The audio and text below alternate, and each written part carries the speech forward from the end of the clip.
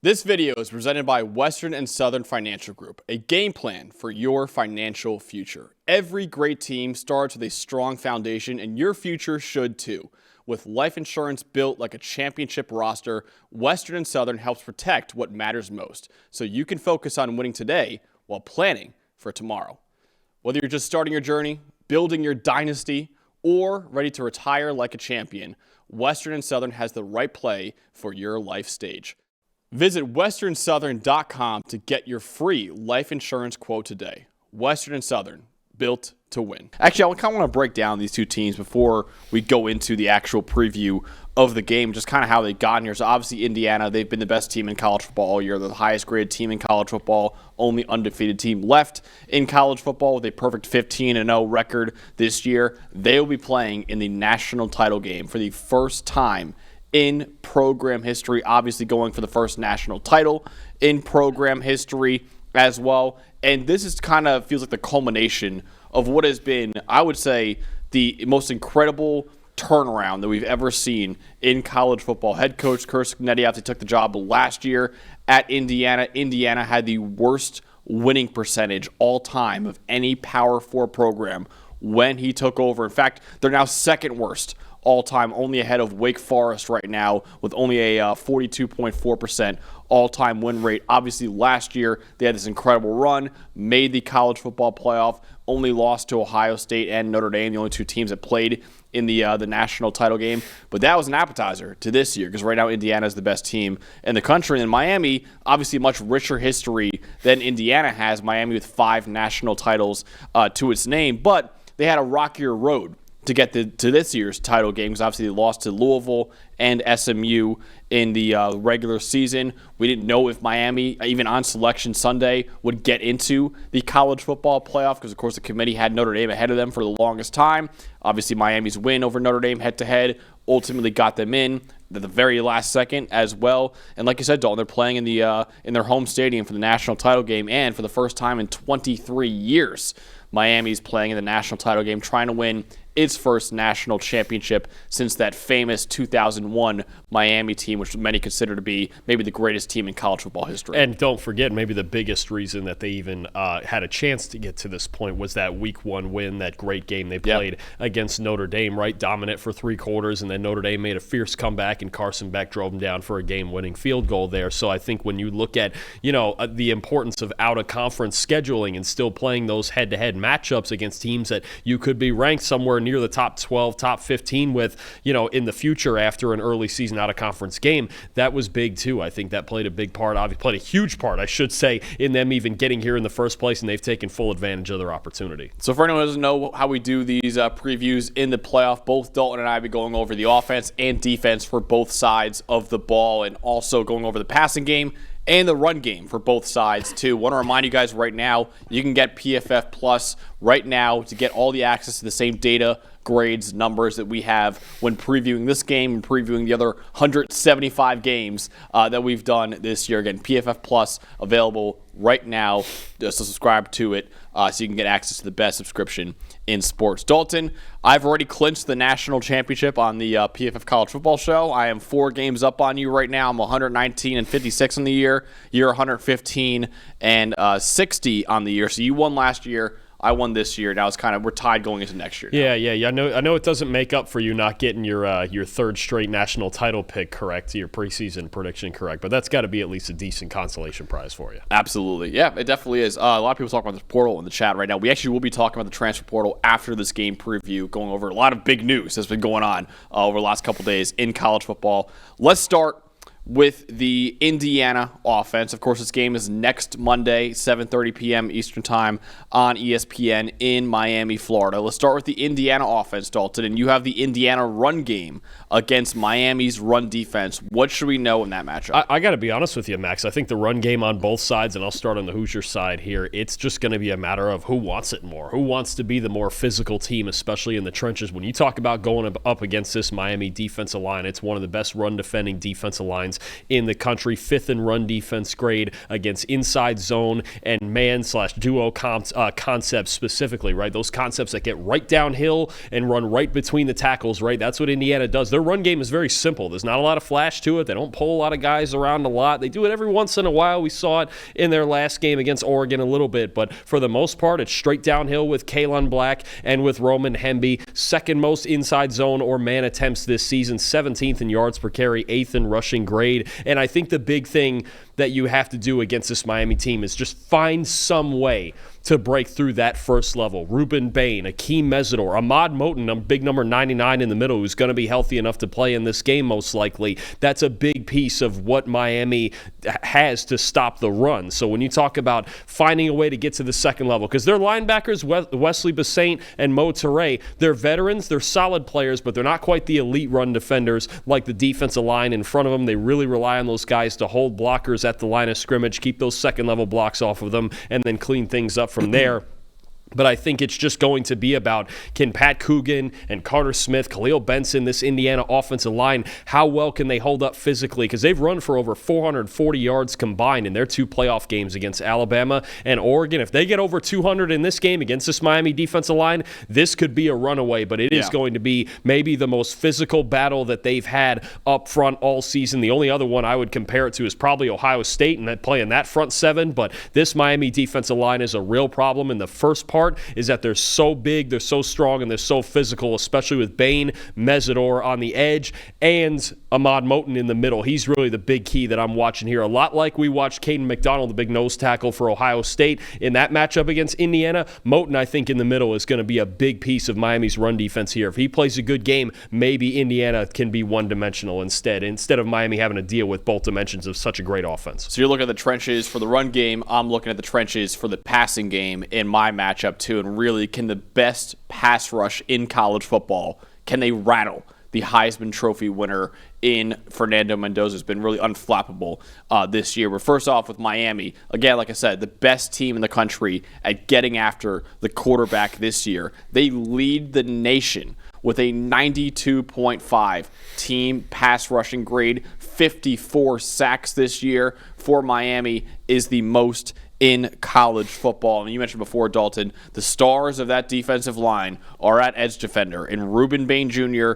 and Akeem Mesidor. Both of them maybe could be first-round picks in this upcoming NFL draft. Ruben Bain Jr. is second in the country with 80 pressures this year. Mesidor is fifth in the country with 63 pressures this year. And Miami has had at least a 40% pressure rate in their last 2 playoff games against Ole Miss and against Ohio State. Major reasons why Miami won both of those games. And Indiana's pass blocking has been really strong this year. Right now, they're 16th in the country in team pass blocking grade. One of the guys who will be going up a lot against Akeem Mesidor and Ruben Bain Jr. is their left tackle, Carter Smith. Carter Smith right now is second in the country among all offensive linemen, not just offensive tackles, with a 93.7 team pass blocking grade this year. So he has been one of the best in the country at protecting his quarterback's blind side. But it is worth mentioning that when Indiana goes up against some of the better pass rushes they've seen this year, they have had some issues. In fact, Indiana right now is 73rd in college football in knockdown rate allowed at about 12.5%. That's sacks plus hits right now. So 12.5% is only 73rd in the country right now. But those issues have been mitigated by Fernando Mendoza, which you saw on that graphic earlier. Mendoza right now has the best passing grade of any Power 4 quarterback against pressure this year. He'll need to be that efficient against this elite Miami pass rush that has made guys like Julian Sayin and Trinidad Chambliss and a bunch of other great quarterbacks this year look relatively average because of how good their pass rush has been. Absolutely, and I think another piece to add on to that is how often will Indiana help their offensive line out with extra protection, right? I don't think you want to too often just leave 5-man protections in there against Miami. For one, their defensive line is maybe the best in the country, right, with Bain and Mesidor off the edge like you mentioned. So I think it is going going to be at least somewhat incumbent on, say, the tight end Riley Nowakowski or the two backs Hemby and Black in the backfield to go ahead and help out in protection. And Mendoza, look, he and the receivers have been so good that maybe he doesn't need 5 out all the time, right? Maybe just go with those one-on-one matchups with Elijah Surratt and Omar Cooper and Charlie Becker on the outside and just go, listen, guys, you guys have to win on the outside one-on-one. The other thing is, for as good as Miami's defensive line is, they also blitz at a top 20 rate in the country, and you have to know where the star nickelback, number 0, Keontae Scott, is at all times. Since he's gotten healthy in this playoff run, he's been a huge piece of this defense. He's really been a huge piece of this defense all year, but he's the guy that's going to blitz most often, and you really never know where he's coming from. He's also an outstanding run defender, despite being just about 6 foot and 190 pounds. So I think understanding Mendoza, where he needs to check protections too in the blitz looks, and then just how often is Indiana going to leave 5 in the backfield to protect, and how often are they going to go with extra or even max protections. We've looked at plays before where they've gone to even 7 and 8 man protections just to shore up that Mendoza has enough space in the pocket to operate. Because if he does, I mean, I know he's the highest graded passer in the country under pressure, but if he's clean back there with extra protection, good luck to you, because when his feet are set, right now there's nobody more accurate in college football. By the way, we have a video coming out on this channel about Fernando Mendoza and how good he's been against man cover specifically very, very recent. So make sure you guys check that out. Very soon it'll be coming out on this channel. Dalton, let's go over to the other offense, the Miami offense in this game with Carson Beck and the best pass blocking team in college football, the electric Malachi Toney at wide receiver as well. What should we know against this elite Indiana pass defense? So I think the idea here is that the contrast between Miami's passing game and Oregon's passing game, Indiana's previous opponent, the contrast is you really have 2 different goals here. Whereas with Oregon and Dante Moore, it's high flying, he's the best deep passer in the country. You want to prevent the deep shots and make them work. It's almost the opposite with Miami. Miami's 120th in the country in average depth of target to their receivers. Okay, so when you look at this, what do, right? We've talked about Malachi Toney, the superstar freshman wide receiver all year. The screen game, the RPOs, they rack up yards after catch. They make people miss with the ball in their hands. I think this is especially Toney and Keelan Marion, who's really come on during this playoff run. Miami's got the 3rd most yards after catch in the country, 5th in missed tackles forced from their receivers. Indiana, though, great tacklers. Not only are they great at defending the deep ball, they swarm to the football. They prevent yards after catch. Top 15 in both yards after catch per completion allowed and 15th fewest missed tackles in coverage in the country. So when you look at that, that's the battle to me. Can you prevent the RPOs and screens and all the creative ways that Shannon Dawson gets the ball to his playmakers in space? Can you prevent that and get Miami into 3rd and 7s and 3rd and 8s where Carson Beck actually has to throw the football down the field? Because look, he's had his moments in this playoff run, especially on 3rd down in the last game against Ole Miss, where he's been good, but he hasn't been a consistently dominant passer through this playoff run, especially when it comes to throwing the ball downfield. Shannon Dawson trying to find ways to create yards after catch and then eventually trying to find some busts in coverage, right? And he's got great pass protection, that's for sure, with that offensive line, but that's going to be the key to me. Indiana, open field tackling, finding ways to prevent the creative screen game, especially for Miami, to create big plays. Okay, so I think that's a big thing. Missed tackles are going to be a huge, huge factor in this game. If Miami can't force enough of them, and we know Malachi Toney's very good at it, he's been doing it the entire playoff run and really all season. But if Indiana doesn't miss a whole lot of tackles on the outside, they're going to force Carson Beck to throw it downfield, and that's not a place he's wanted to throw the football very often this season. Yeah, absolutely. Remember that Malachi Toney screen touchdown that he had against Ole Miss, which was a huge, huge play in that game. It kind of illustrates how good he's been after the catch this year. In fact, he leads all Power 4 receivers this year in yards after the catch and in broken tackles after the catch, too. So number 10 is going to be a major emphasis, I'm sure, for Curt Cignetti's defense in this national title game. I'm looking at the Miami run game, which has been a really downhill run scheme this year against one of the most fundamentally sound run defenses that we have in college football. But Miami, they're very predicated in their run game with their dominant offensive line and moving people at the line of scrimmage. Right now, the Hurricanes are 12th in run blocking grade this year as a team, and they run man or duo, whatever you want to call it, 28% of the time, which is the 4th highest rate in the Power 4. Remember that first-round playoff game against Texas A&M? They ran that until they couldn't, honestly, with Mark Fletcher. And honestly, Texas A&M, they couldn't stop them.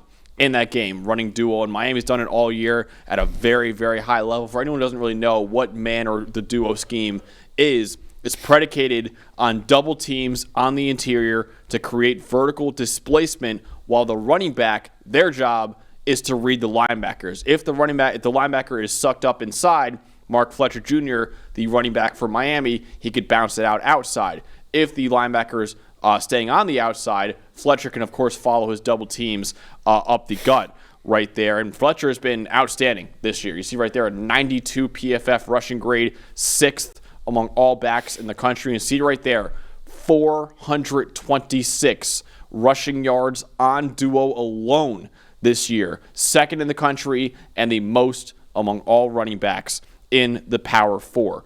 But Indiana has been outstanding with its run fits on defense this year. They're 3rd in the country in total run defense grade, and they're 3rd in the country in tackling grade this year. And against duo, you see right there, they have been elite at defending it too. Right now, 7th in the country with only 2.6 yards allowed per carry, and they're 4th in explosive run rate allowed at only 1.7%. You really got to watch Elijah Hardy, Isaiah Jones, Aiden Fisher, the 3 linebackers for Indiana, in their defense and how they respond and how they handle these double teams from Miami's offensive line, and whether or not they could tackle Mark Fletcher Jr. as well. For Elijah Hardy in particular, he is 4th among all linebackers in the country with a 91.2 run defense grade this year. So I'm really looking at this Indiana defense, which again has been elite at defending the run against a Miami offensive line that is absolutely moving people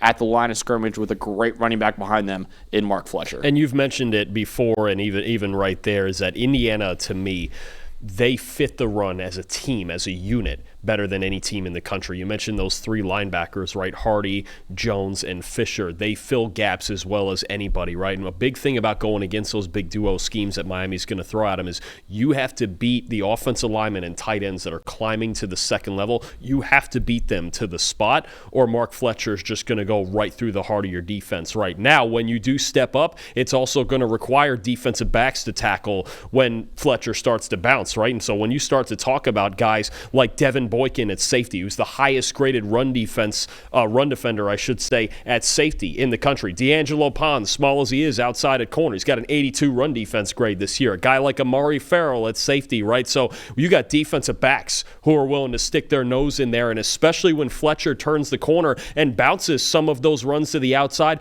defensive backs are the guys who have to make those tackles in the open field, hold it to 3 and 4 yard runs. Mark Fletcher is very hard to tackle, but I do love that this Indiana team, it goes all the way back to the 3rd level of their defense and how aggressive they are and how good at tacklers they are and how willing they are to step up and fit the run, because we watch so many teams, especially at the college level, who, okay, the defensive line, they're getting after it because that's their job, and their linebackers, okay, they got a couple of guys, but you see so many teams whose secondary is just not willing. Yeah. They're just, this Indiana team, their secondary is willing, and it makes for an 11-man run defense that truly is, I think, the most well-rounded in college football. There's not another team that fits it better schematically and has 3 layers of their defense that fit the run better than the Hoosiers. All right, Dalton, for the final time this year, who is going to win the national championship? Will it be the number 1 team in the country in Indiana who has not lost a game all year, or will it be the home team, really, in this game in Miami, who's had the best trenches in college football this year? All of the storylines are obviously very interesting. The history between the Mendozas and Mario Cristobal as well. You have so many players from Miami getting to play in this stadium. Obviously, the Hurricanes playing in their home stadium here, and just such a run they've been on. And I think their defense obviously can cause a real problem, right? Because we believe just offensive and defensive line put together, they're the best trench team in the country, but Indiana is the best team all around in the country. And I think for as much as Miami's defense could give them some issues, if Fernando Mendoza is going to stay as hot as he's been the last few weeks, there's no beating this team. I just don't think so. I think they're the best team. I think they will pull away eventually. And I have a hard time seeing how Miami's going to score more than maybe 17, maybe they get to 20 on this defense, because this is really a defense now where you talk about maybe Miami's finally met their match. And you even look at their first 3 playoff games. Okay, they scored all of 10 points on Texas A&M. Offensively, they scored 17 on Ohio State, and they scored 31 on Ole Miss, but that's not a defense on the caliber of those other ones we're talking about, right? Ole Miss is a more offensive team. I've got the Hoosiers 27-17. I think Miami's defense can keep them in it, but I think Mendoza right now and these receivers, they're just too good. Indiana's passing game that's really the biggest difference between these two teams. You've got the Heisman Trophy winner, and it's not to say Carson Beck has been bad. He's managed games well. Miami sticks to their identity better than anybody else. But if you want explosiveness, you're looking for it from Indiana. I think Mendoza, under pressure, like you mentioned, makes a huge difference, because there will be times when he gets hit in this game, that's for sure, but he's been able to make throws under pressure all season. He gets it done. Indiana finishes their 16-0 run. All right. So anytime a team has home field advantage, that's big, right? Anytime a team is better in the trenches, offensive line and defensive line, that's big as well. Anytime you're better at the line of scrimmage, you can win any football game out there. So Miami definitely has a shot to win the national championship.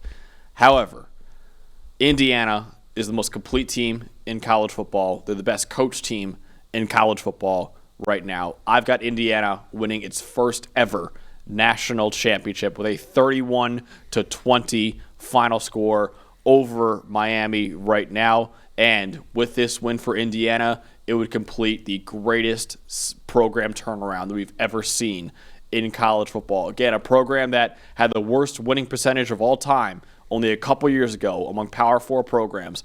2 years later, under Curt Cignetti, they could be hoisting their first ever national championship. So I got Indiana 31-20 over Miami.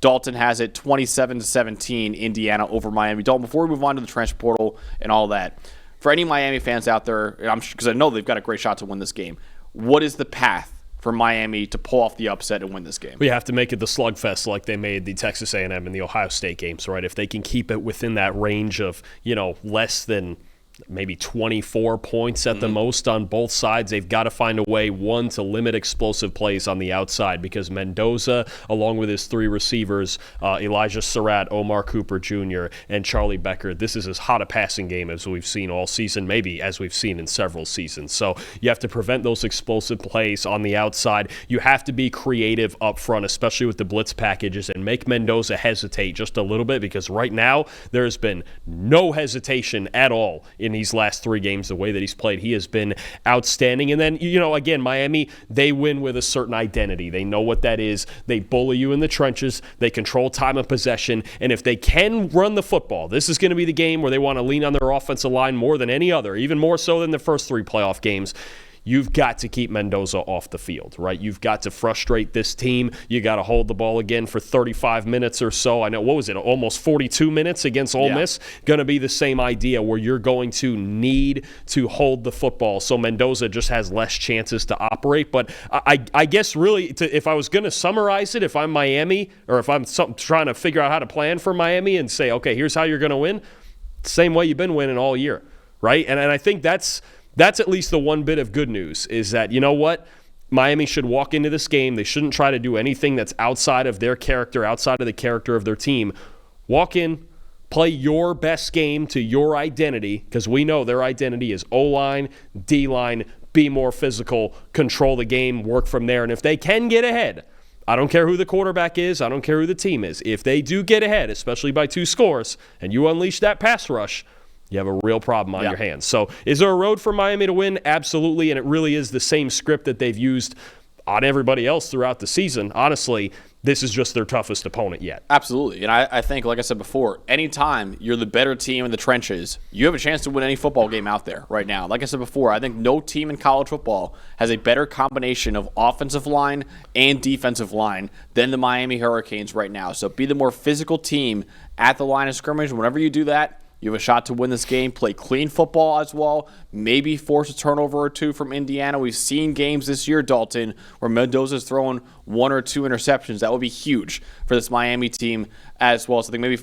win the turnover battle, obviously, and be the more physical team at the line of scrimmage and win time possession, that's the avenue for Miami to pull off the upset and win the national title. If you wanted the two best examples, because these were really the only couple of games where Miami, or I should say where Indiana really went down to the wire. One is still the Big Ten title game against Ohio State. Right? That was still a tight game, 13-10. And two, the Iowa game earlier in the year, because Iowa does such a great job of preventing explosive plays, and they're very fundamentally sound on the offensive and defensive lines. Those are the games that I would be looking at going, okay, what is it that these two teams did to slow Indiana down? I think especially the Ohio State game, because Iowa, it was one thing, but also I think before Charlie Becker emerged as a real third threat in this offense, in this passing game, it was before that. It's a different offense since that Penn State game and he emerged. So I think those are the two games I would look at. Yep. Absolutely. All right, that wraps up our national championship game preview. Both Dalton and I have the Indiana Hoosiers taking down the Miami Hurricanes in the national title game, but it should be an excellent, excellent game. Everyone's got takes. Numbers have truth. And the truth is, most people are betting with emotion. Sportsbooks feed on it. TikTok rules sell it. The hype machine runs on it. That's how you lose. PFF is different. You're betting with winning data. The same data trusted by all 32 NFL teams and the sharpest minds in the game. PFF betting tools take every prop, every matchup, every angle, and run them through our custom models. Built on the best football data in the world. What comes back is your edge. Simple, sharp, and built to win. Want to go deeper? PFF puts a pro-level analytics department in your hands, giving you the same insights teams use to find every advantage. Build your game plan with matchup analysis. Project every snap, every matchup, and every edge before kickoff. Because the smartest plays start long before Sunday. Hit rates show how a player performs against their prop and against defenses built the same way. It's the data that gives you real confidence in every pick. Next, Key Insights translates PFF data into the story behind every matchup, giving you the why that powers your bets. From coverage schemes to defensive looks, it's the context that turns raw numbers into winning decisions. When you're ready to take action, filter through every prop on the market and focus on the opportunities that matter, by game, matchup, or value. Then, shop for the best available line in your area and tap your book of choice to place the bet instantly. Everyone's got takes, but now you've got truth. Bet with data, win with PFF.